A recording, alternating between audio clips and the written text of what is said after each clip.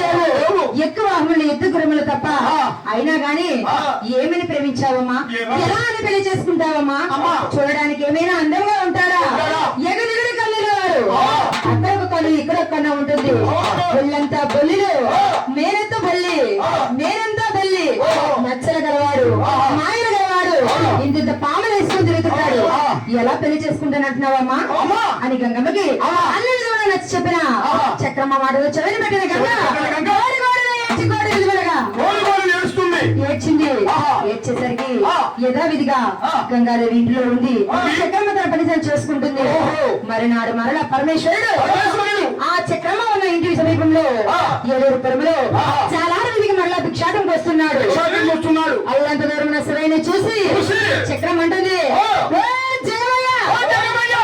వాడికి మా ఇంటికి రావడానికి సిగ్గులేదు, వద్దలేదు, పరులేదు, నీకు మర్యాద లేదు. ఏమయ్యా మాడికి మా ఇల్లే దొరికిందా? దొరికిందా? ఏమయ్యా సార్ చెప్తే నీకు అర్థమవుదా? మా బ్రతుకులు ఎట్లాంటివి, కుటుంబం ఎట్లాంటిది?